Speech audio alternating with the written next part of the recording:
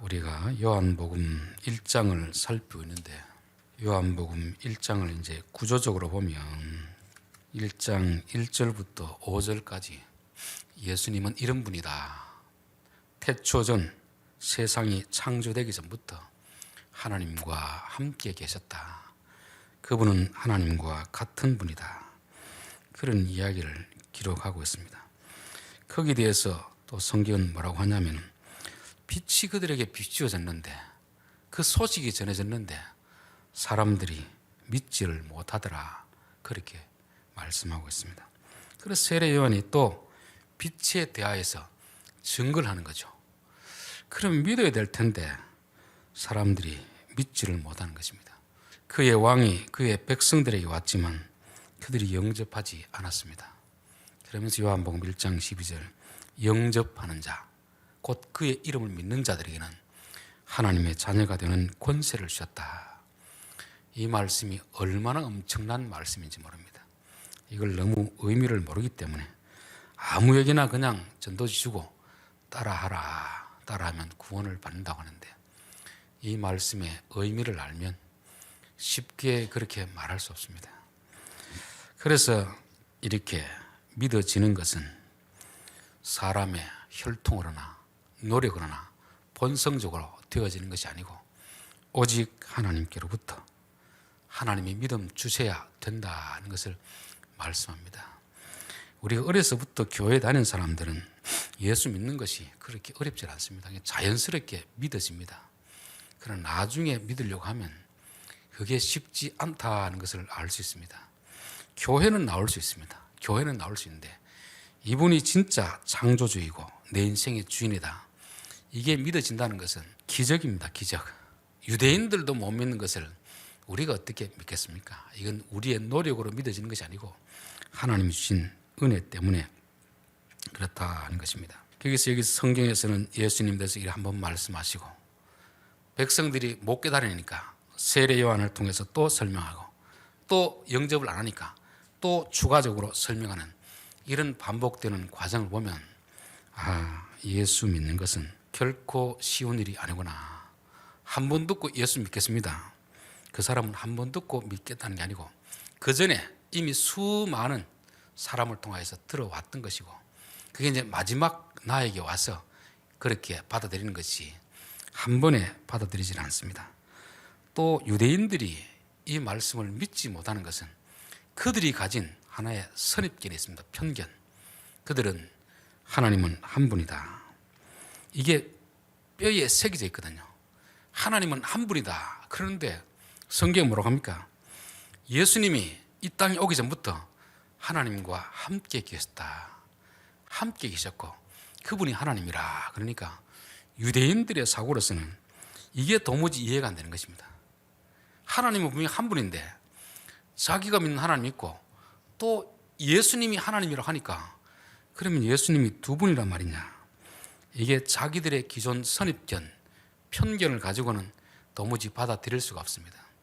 우리에게 있는 지식, 정보라는 것이 참 중요한데 그러나 그게 굳어져 버리면 사고가 굳어져 버리면 새로운 정보가 들어올 때 받아들이지 못하는 것이 있습니다.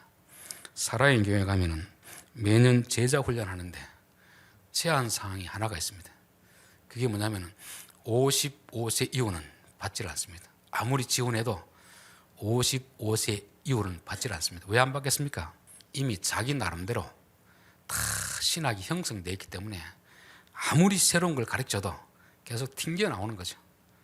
그러니까 새로운 것을 받아들이지 못할 정도로 사고가 굳어 있는 것을 말씀합니다. 유대인들은 지금 그렇게 오랫동안 하나님은 오직 한 분이다.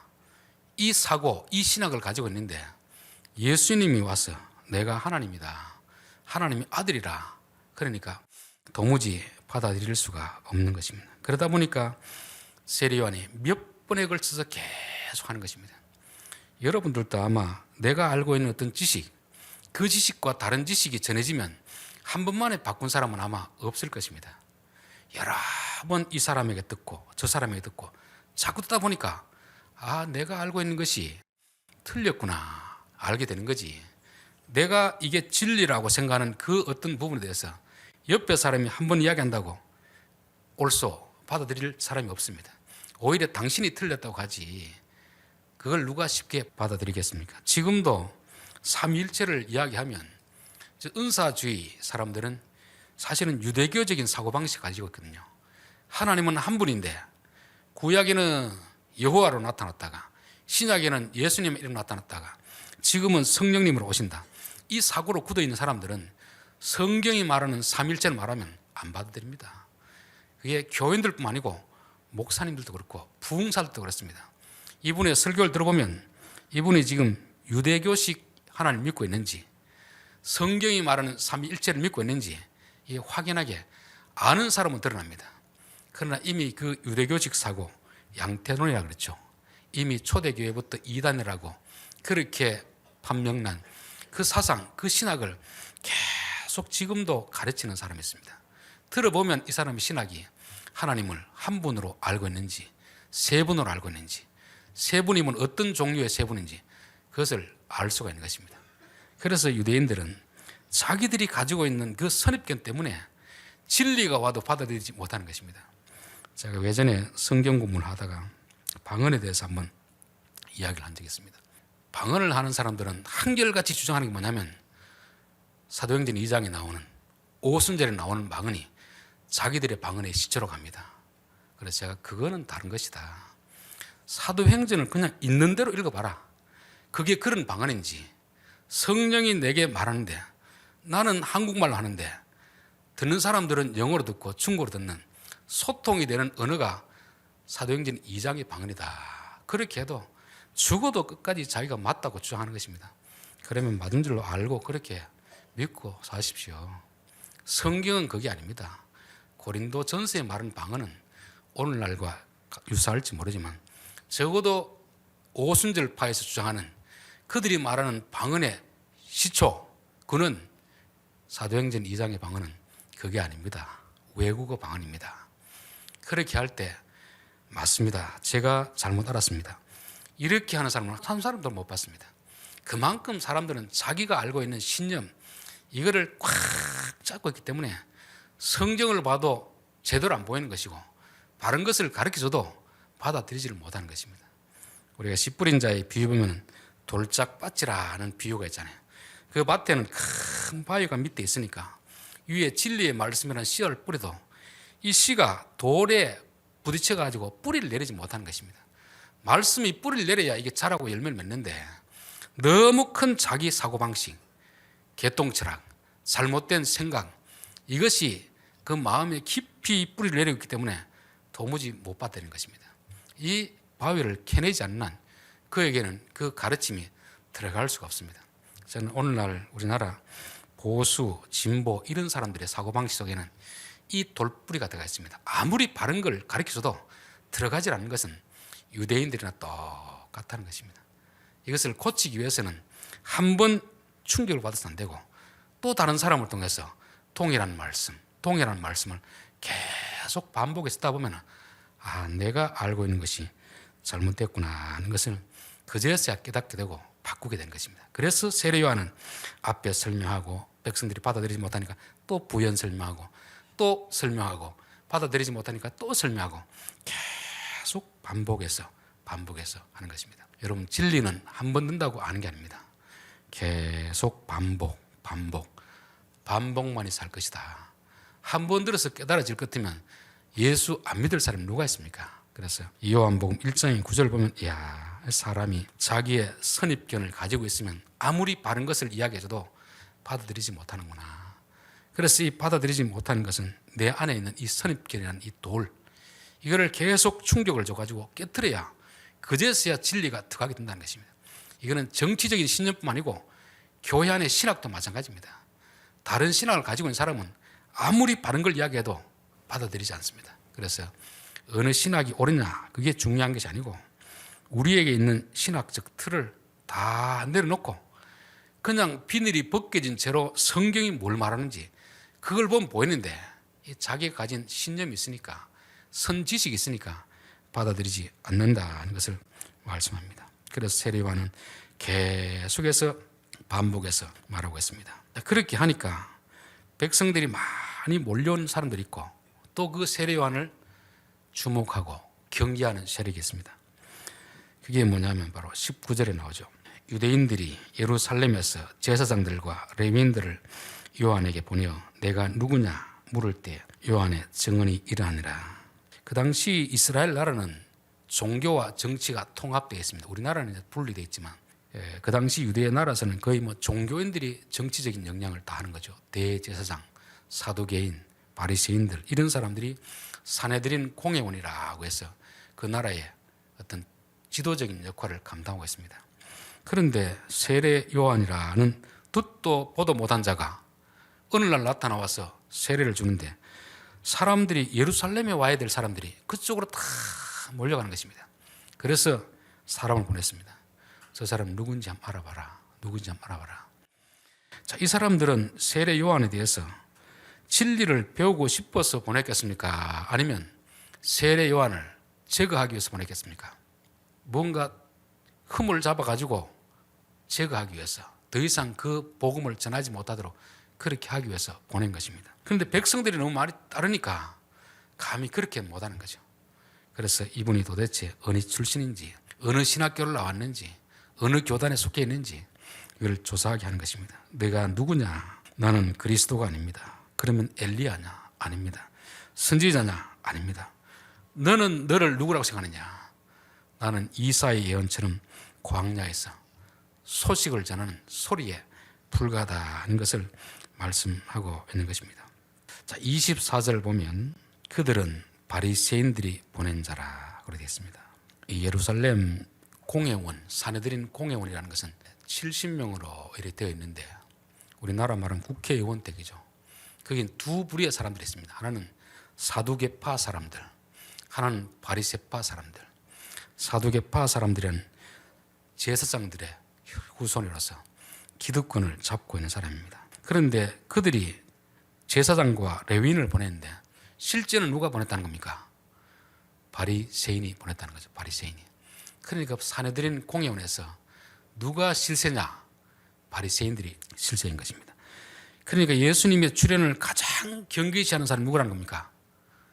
바리새인이라는 거죠. 바리새인. 그래서 앞으로 보면 계속해서 예수님 하는 일에 시비를 거는 자가 바리새인들입니다. 바리새인들이 왜 시비를 걸겠습니까? 자기들의 기득권에 엄청난 타격을 받고 있거든요. 그들은 백성을 위해서 종교 생활하는 것이 아니고 종교 생활을 통해서 자기의 이익을 챙기고 있는 사람입니다. 그런데 어느 날 세례 요한이 와서 여기 와서 세례 받아라. 내 뒤에 오는 사람을 믿어라. 그렇게 하니까 자기들의 입지가 흔들릴 수밖에 없는 거죠. 그래서 어떻게 하면 저 사람을 제거할까? 저 사람을 잡아서 무슨 범죄가 있는가? 올무를 씌워가지고 제거하려는 그런 의도가 지금 일어나고 있는 것입니다. 전 오늘날도 마찬가지라 믿습니다. 정치인들 이런 사람들이 어떻게 하는 것은 누구를 위해서, 백성을 위해서 하지 않습니다. 자기의 입지, 자기의 기득권이 흔들리니까 자기의 어떤 기득권을 위해서 하지 정말 나라를 위해서, 백성을 위해서 하는 사람 얼마나 있겠습니까? 많은 사람들은 어떤 사건 앞에서 사람들을 동원하고 이렇게 할 때 앞에 기치는 나라를 위한다고 하지만 뒤에 속성을 보면은 자기를 위해서 하고 자기를 위해서. 그래서 우리가 이걸 잘 이해해야 되는 것입니다. 여기서도 바리새인들은 백성들을 위하는 것 같은데 사실은 예수님이 나타난 것을 제일 경계하는 것이 사두개인이고 바리새인들입니다. 왜냐하면 이분에게 다 가버리면 자기들에게 오지 않으면 자기들의 기득권이 다 무너져 버리거든요. 자, 26절 요한이 대답하되 나는 물로 세례를 베풀거니와 너희 가운데 너희가 알지 못하는 한 사람이 있었으니 곧 내 뒤에 오시는 그이라. 나는 그의 신발끈을 풀기도 감당하지 못하겠노라 하더라. 이 일은 요한이 세례 베풀던 곳 요단강 건너편 베다니에서 일어난 일이라. 이 사람들이 와가지고 아마 이 보낸 사람들은 제사장과 레위인이지만 오늘날로 말하면 검찰, 경찰들입니다. 정부의 어떤 잘못된 것을 지적하니까 그 사람들을 보내고 한번 수사해봐라. 한번 압수수색해가지고 털어봐라. 그래서 문제점이 있으면 체포하라. 이런 식으로 지금 하고 있는 것이죠. 근데 세례 요한은 전혀 겁을 먹지 않습니다. 그냥 자기가 할 일을 다 감당하는 거죠. 여러분, 진리를 전한다는 것은 그렇게 쉬운 일이 아닙니다. 바른 것을 말한다는 것은 그렇게 쉬운 일이 아니에요. 어떤 지금 물결이 쭉 흘러 그러고 있을 때 이거는 잘못됐습니다. 그렇게 말할 수 있는 것은 정말 용기가 있어야 말하지. 그 앞에서 다 이게 옳다고 하는데 이게 틀렸습니다. 이게 옳습니다. 그렇게 말할 수 있는 것은 용기가 필요하고, 사람들은 대부분은 그냥 가만히 있는 것입니다. 내가 나서가지고 괜히 이야기해가지고 사람들에게 또 돌을 맞을까 싶어서 가만히 있는 거죠. 그래서 백성들의 여론이라는 것은 가만히 있는 사람이 정말 많습니다. 앞에서 나서는 사람은 몇몇 안 돼요. 우리나라 여론조사를 보면 앞에서 나서는 사람 숫자가 몇 명 모이느냐, 그걸 가지고 자꾸 이렇게 하는데, 성경은 몇 명 모이느냐가 중요하지 않고 누가 진리를 전하느냐, 누가 바른 걸 전하느냐. 세례 요한은 자기가 지금 바른 것을 전하기 때문에 아무리 위협이 오더라도 결코 굴복하지 않고 당당하게 자신의 말을 하고 있는 것입니다. 29절, 이튿날 요한이 예수께서 자기에게 나오심을 보고 가로되 보라, 세상 죄를 지고 가는 하나님의 어린 양이로다. 이튿날이라는 것은 바리새인들, 사내들인 공회원들이 보낸 제사장 레위인들이 다녀가고 간 그 다음 날입니다. 일반적으로 우리가 이런 위협을 받았으면 그 다음 날은 어떻게 해야 되겠습니까? 바람이 불 땐 좀 피해가자, 경찰들 와가 막 압수수색하고 체포 구속하려고 하고 이러면 좀 이럴 땐 조용하자, 좀 숨어 있자, 이게 일반적인 사람들의 심리 아닙니까? 근데 세례 요한은 그렇지 않습니다. 그 다음 날 여전히 그 자리에 나가서 세례를 베풀고 있는 것입니다. 그때 예수님이 왔습니다. 보라, 세상 죄를 지고 가는 하나님의 어린 양이로다. 저는 세례 요한을 보면서, 저는 목사이지만 나도 세례 요한 같은 참 용기가 필요하다, 그런 생각이 듭니다. 솔직히 목사로 설교한다는 것은 이 대단히 위험한 직업입니다. 왜냐하면 기존에 사람들이 가지고 있던 그 가치관이 잘못됐다는 것을 이야기를 해야 될 그런 자리에 서 있거든요. 그냥 사람들이 다 좋다는 따라가면 아무런 위험이 없죠. 그러나 하나님이 이거를 전하라 했을 때 그 가르침이 기존 사람들이 알고 있는 것과 다른 걸 전한다는 것은 충돌이 날 수 있고, 스데반 같은 경우는 그가 설교하고 돌에 맞아 죽는 그런 자리가 바로 설교하는 자리인 것입니다. 그러다 보니까 일반적으로 목회자들은 그렇게 예민한 부분은 잘 다루지 않는 거죠. 그냥 대충 두리뭉실하게 넘어가는데, 적어도 세례 요한은 그렇지 않았습니다. 모든 사람들이 세례 요한과 같을 수는 없지만 그래도 이 시대에 세례 요한 같은 사람이 필요하다, 저는 그렇게 믿습니다. 여러분, 종교 개혁자들, 기존의 가톨릭이 이미 카르텔을 구축하고 그들 기득권을 유지하기 위해서, 돈을 벌기 위해서 성경에도 없는 가르침, 교리를 만들어가지고 얼마나 많은 사람들의 돈을 유린하고 있었습니까? 그건 아무도 말하지 않을 때 루터 같은 사람이 목숨을 내놓고 이거는 잘못된 것이다, 그러니까 95개 조항을 대학 그 앞에 쫙 붙여놨잖아요. 그로 인하여서 가톨릭의 미움을 받고 그는 도망가야 되는 신세이고, 그때부터 기존 교회의 잘못된 것과 싸웠습니다. 그 종교 개혁을 하기 위해서 수많은 사람들이 죽었습니다. 세례 요한은 저분이 세상 죄를 지고 가는 하나님의 어린 양이로다, 그리고 그가 나보다 앞서 계심이라, 먼저 계심이라. 세례 요한하고 예수님과의 혈통적 관계는 예수님의 어머니 마리아와 세례 요한의 어머니가 사촌지간입니다. 그러니까 이 둘은 육촌지간이죠, 육촌지간. 그리고 세례 요한이 예수님보다 6개월 먼저 났습니다. 그럼 누가 먼저 난 자입니까? 세례 요한이 6개월이지만 형이고 예수님이 동생인 거죠. 그런데 그가 나보다 먼저 계심이라, 먼저 태어난 것이 아니고 나보다 먼저 존재한 분이다. 왜냐하면 이분은 하나님의 아들이기 때문에 태초부터 아버지와 함께 계셨던 분이다 하는 것을 말씀하고 있습니다. 세례 요한이 이걸 어떻게 알았겠습니까? 하나님이 그에게 가르치셨던 거죠. 하나님이 그렇게 가르쳐줬기 때문에 아는 것입니다. 31절, 나도 그를 알지 못하였으나 내가 와서 물로 세례를 주는 것은 그를 이스라엘 가운데 나타내리라 하심이라. 그 메시아가 누군지는 알지 못합니다. 물론 자기 6개월 동생이 메시아라는 이야기 들었지만 아직도 증거는 없습니다. 듣기는 들었는데 이게 확실한 진리인지 아닌지는 증명이 돼야 되는데 아직까지는 증거는 없기 때문에 자기도 확실하게 알지는 못한다. 하나님이 우리에게 어떤 정보를 주었는데 이게 진짜인지 가짜인지 증거이 안 됐다는 것입니다. 그래서 나도 알지 못하노라. 여러분, 우리가 이제 혹시 꿈을 꿀 수 있지 않겠습니까? 환상을 볼 수 있겠죠? 그런데 이게 하나님께서 온 건지 마귀에게서 온 건지 내 생각에서 온 건지 그거는 시간이 지나놓고 봐야 되잖아요. 그렇지 않고 꿈을 꿨는데 언제 전쟁이 일어난다더라. 하나님 내게 말씀하셨다. 그리고 그걸 말로 뱉어내면 시간이 지났을 때 전쟁이 나면 하나님의 말씀이 이루어지는 것이지만 안 일어나면 자기 생각입니다. 아무리 공중에서 어떤 환상이 보이고 분명한 말씀이 들려도 그거는 자기 생각일 뿐입니다. 그래서 우리가 어떤 환상을 보거나 어떤 음성을 듣더라도 너무 성급하게 하나님이 지금 내게 말씀하시는데 누가 당선이 된다더라, 뭐가 어떻게 된다더라, 이런 말은 그렇게 쉽게 하면 안 됩니다. 세례 요한도 자기가 듣긴 들었습니다. 너의 6개월 동생 저 예수가 메시아다, 내가 보낸 사람이다, 그렇게 들었지만 자기가 아직 현실에서 증명이 안 되니까 나도 알지 못하겠다. 나도 알지 못하겠다. 이제 그 증거를 찾기 위해서 그는 계속해서 세례를 주는 것입니다. 일반적으로 사람들에게 세례를 주는 것이기도 하지만 그 가운데 내가 누구에게인가 세례 줄 때 하늘에서 성령이 비둘기처럼 내려오는 그 사람이 바로 메시아라는 것을 찾아내기 위해서 그는 계속해서 세례를 베푸는 것입니다. 그런데 마침 이제 자격이 왔습니다. 마태복음 3장 13절에 보면 이때 예수께서 갈릴리로부터 요단강에 이르러 요한에게 세례를 받으려 하신대 요한이 말려 가로되 내가 당신에게 세례를 받아야 할 터인데 당신이 내게로 오시나이까. 예수님이 와서 요한에게 세례를 받으려고 했습니다. 그때 요한은 뭐냐면 내가 당신에게 받아야 될 텐데 당신이 내게 받으려고 합니까?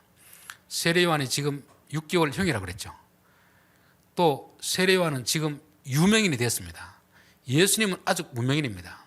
그러면 세례 요한 같으면 어떻게 되겠습니까? 당연히 내게 받아야죠. 그렇게 할 거 아닙니까? 그런데 세례 요한은 내가 당신에게 받아야 됩니다. 겸손한 거죠. 예수님도 마찬가지입니다. 예수님은 분명히 하나님의 아들이잖아요. 이 땅에 오기 전에 하나님과 함께 계셨던 제2의 하나님 아니었습니까? 그런데 비록 혈통적으로는 자기보다 6개월 형이지만 창조주와 피조물의 엄청난 사이가 있잖아요. 그런데 예수님은 이 일을 허락하십시다. 이게 하나님 뜻입니다. 그렇게 해서 세례를 베푸는 것입니다. 저는 이걸 보면서 이야, 이 하나님 나라가 어떤 것인가. 하나님 나라는 겸손한 자에게 임하신다. 겸손한 자에게. 형이지만 동생에게 양보하고 자기가 세례 받으려고 하는 세례 요한. 하나님의 아들이지만 육신의 형에게 자기가 세례를 받으려는 예수님의 겸손함.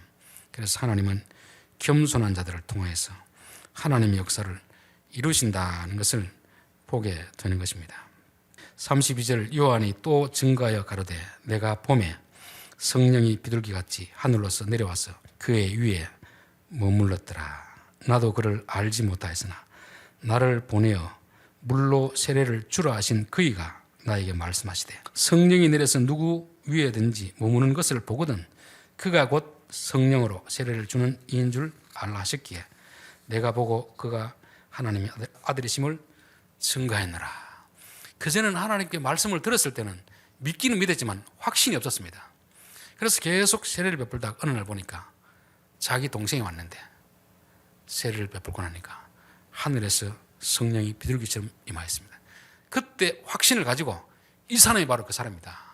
구약이 예언한 바로 메시아다. 여러분, 세례 요한은 이미 그 정보는 가지고 있습니다. 확신 있게 말할 수 있는 것은 언제 그렇게 말할 수 있겠습니까? 그 하나님이 하신 말씀이 그 현장에서 실제로 이루어질 때 그때 확신을 가지고 말씀하는 것입니다.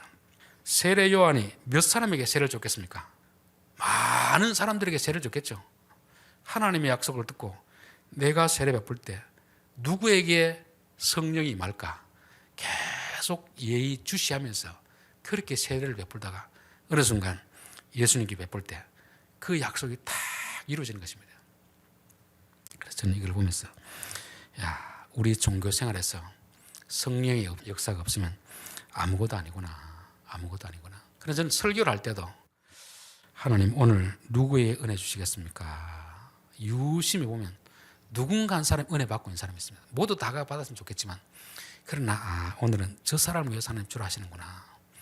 설교를 할 때도 결코 교만한 마음으로 하지 않습니다. 하나님, 내가 아무리 준비해도 성령이 임하지 않으면 이 설교는 그냥 공허한 소리에 불과합니다. 찬송 한 곡을 할 때에도 성령이 역사하기를 기대하는 마음으로 찬송을 해야 되고, 기도할 때도 저는 참 예전에는 막 빨리 기도하고 막 이렇게 유창한 기능을 참 잘하는 걸 생각했는데, 제가 총신에 있을 때 성자라는 그 교수님 계십니다.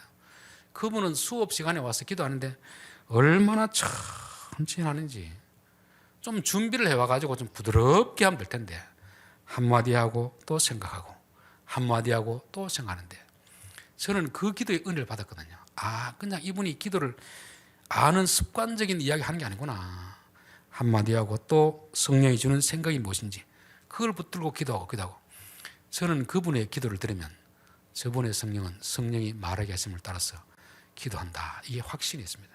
그래서 우리가 설교를 듣든 찬송을 하든 기도하든 세례 요한의 마음으로 하나님 오늘은 누구에게 역사하시겠습니까?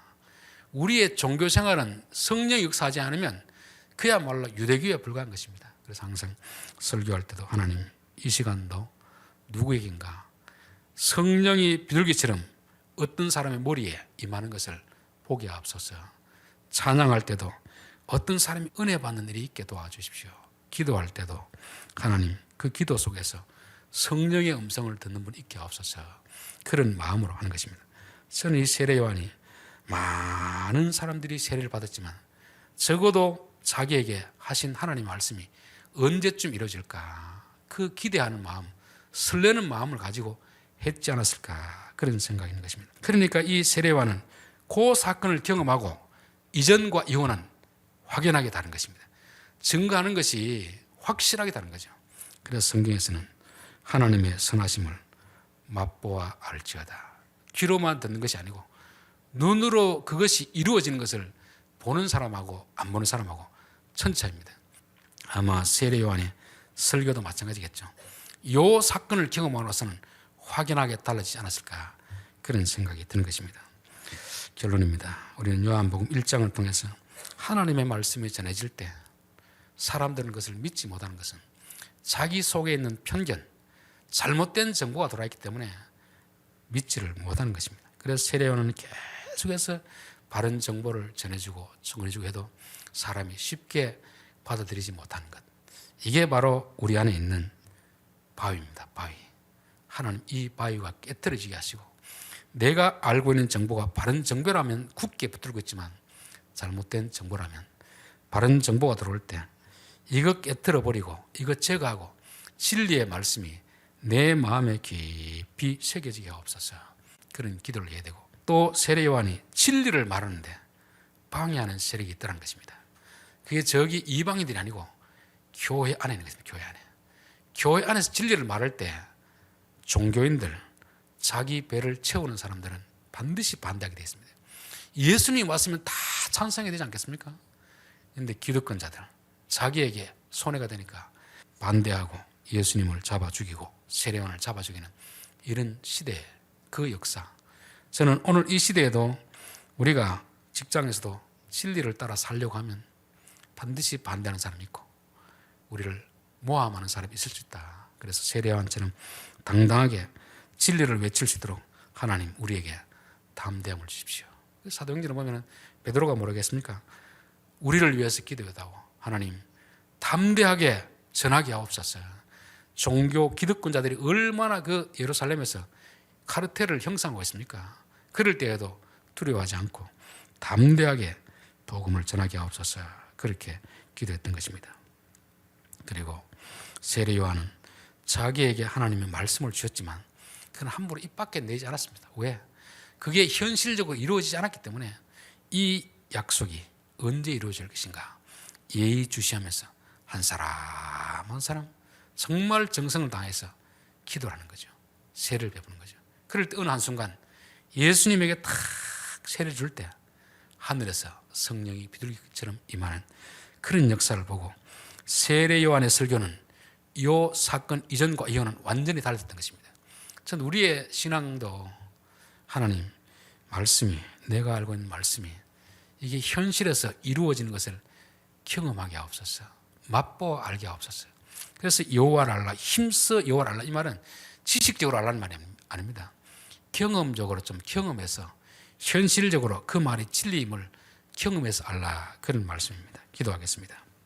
하나님 아버지, 우리의 마음속에 잘못된 정보들이 깊이 뿌리내린 바위처럼 있기 때문에 아무리 바른 진리를 들어도 그것을 뚫고 가지를 못하기 때문에 말씀은 자꾸 튕겨나게 되어 있습니다. 우리에게는 이 바위를 깨뜨려 주시기를 원합니다. 우리 눈에 있는 비늘을 벗겨주셔서 어린아이 같은 마음으로, 순수한 마음으로 하나님의 말씀을 읽고 듣고 그것이 진리임을 받아들일 수 있는 저희들 되게 도와 주시옵소서. 진리를 받아들일 때에도 불이익을 당할 수가 있고 진리를 말할 때에도 불이익을 당할 수가 있습니다. 그러나 그런 것 두려워하지 않게 하시고 담대한 마음으로 진리의 편에 서서 진리를 말할 수 있는 저희들 되게 도와 주시옵소서. 세례 요한처럼 우리의 종교 행위에 정말 성령의 역사를 간절히 기대한 마음으로 하게 하시고 말씀을 들을 때에도, 기도할 때에도, 찬송 한 구절 할 때도 성령의 역사를 기다리는 마음으로 할 수 있는 저희들 되게 도와주셔서 우리의 종교 의식에 성령의 역사가 나타나는 것을 경험하며 신앙생활하는 저희들 되게 도와 주옵소서. 예수님의 이름으로 기도하옵나이다. 아멘.